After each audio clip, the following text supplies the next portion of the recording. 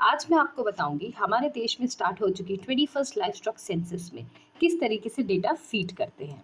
तो सबसे पहले तो 21st लाइफ स्टॉक सेंसस का जो ऐप है वो आप अपने फ़ोन में डाउनलोड करेंगे। कहाँ से? प्ले स्टोर पे जाके। आप प्ले स्टोर पे जाएं, फटाफट टाइप करें और उसको इंस्टॉल कर लें। मेरे फ़ोन में ऑलरेडी इंस्टॉल है, इसलिए मैं इसको खोल रही हूँ।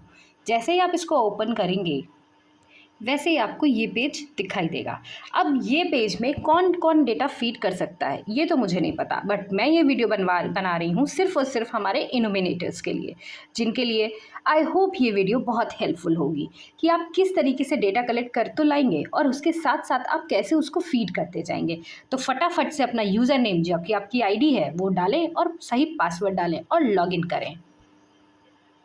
लॉगिन होते ही आपको ये वाला पेज दिखाई देगा। अब सबसे पहले मैं आपको बता दूं इस पेज में क्या क्या चीज़ें हैं। जो पहला होम पेज है वो लेफ्ट साइड में आपको होम का ऑप्शन दिख रहा है। जो सेकंड वाला ऑप्शन है वो है एनालिटिक्स का।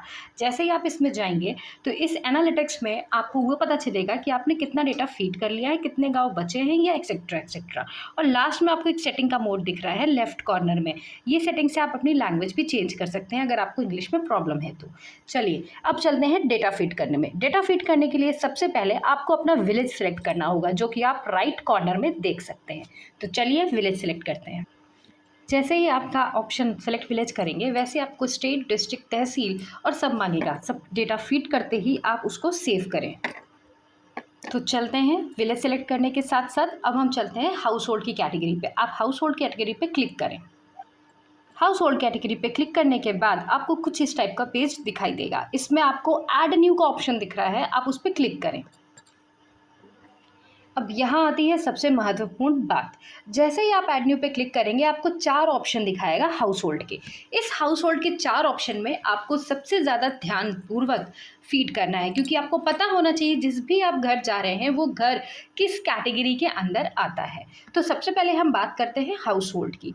हाउस होल्ड कैटेगरी आप ऐसे मान सकते हैं जहाँ पर एक संयुक्त परिवार रह रहा हो और उन्होंने कुछ पशु या फिर कुछ मुर्गी पालन कर रखा हो, लेकिन उसका यूज़ सिर्फ और सिर्फ वो अपने घर के लिए ही करते हों, उस तरीके से उससे कोई भी व्यवसाय ना करते हों। दूसरा आता है house hold enterprises. House hold enterprises एक ऐसा उपक्रम है जहाँ पर सारे के सारे लोग रह भी रहे हैं, एक संयुक्त परिवार रह रहा है और साथ ही साथ वो व्यवसाय में भी अपने पशुओं का यूज़ ले रहे हैं, उससे एक कोई इनकम निकाल रहे हैं। नॉन हाउस होल्ड इंटरप्राइजेस क्या होता है? नॉन हाउस होल्ड इंटरप्राइजेस में वो होता है जिसमें परिवार कहीं दूर रह रहा हो लेकिन व्यवसाय करने के लिए उन्होंने पशु तथा मुर्गी पालन कर रखा हो।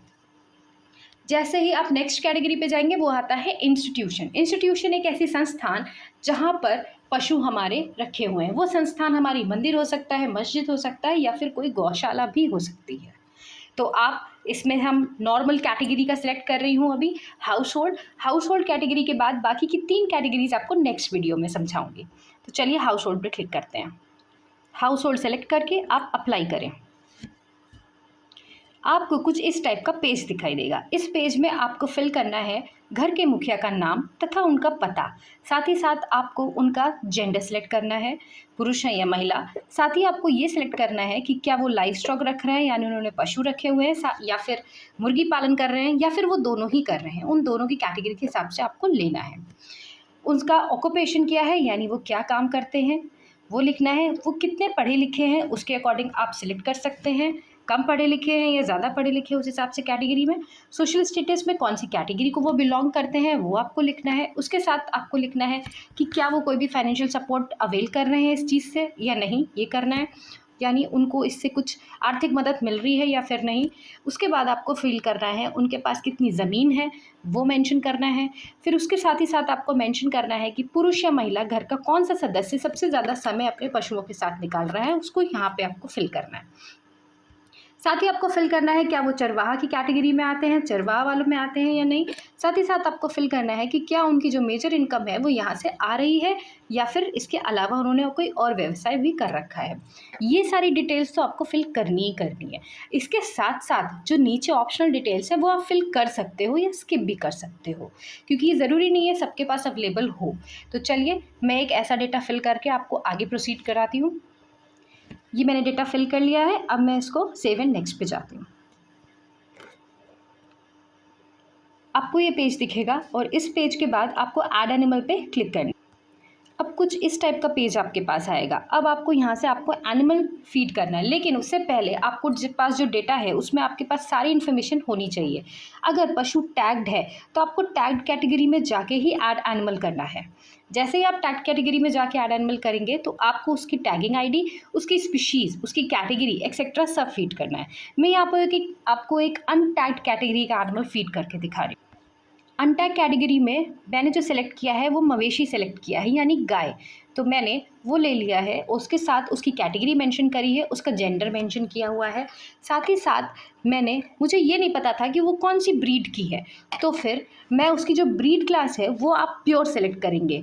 जब आप प्योर सेलेक्ट करेंगे तभी आपको ब्रीड नेम में नॉन डिस्क्रिप्टिव का ऑप्शन सेलेक्ट होगा।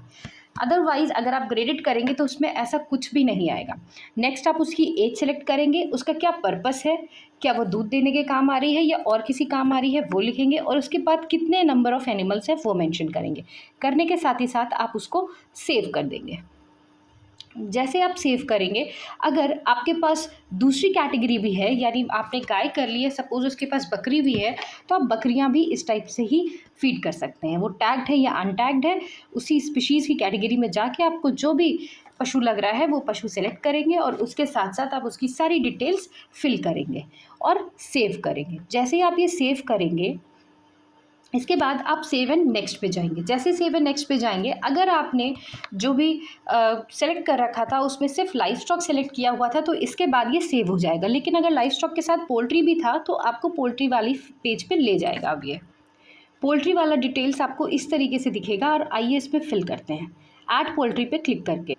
जैसे ही आपने ऐड पोल्ट्री पे क्लिक किया, वैसे ही आपको टाइप ऑफ पोल्ट्री यानी किस तरीके का मुर्गी पालन है वो, कौन सी स्पीशीज़ है, कौन सी कैटेगरी की है, वो इंडिजीनियस है इसमें या मुर्गियाँ कितनी हैं और कितनी उसके नंबर ऑफ़ कितने हैं, कितनी ब्रीड, क्या ब्रीड है आप वो मेंशन करिए और उसके साथ साथ सेलेक्ट कर दीजिए और सेव कर दीजिए।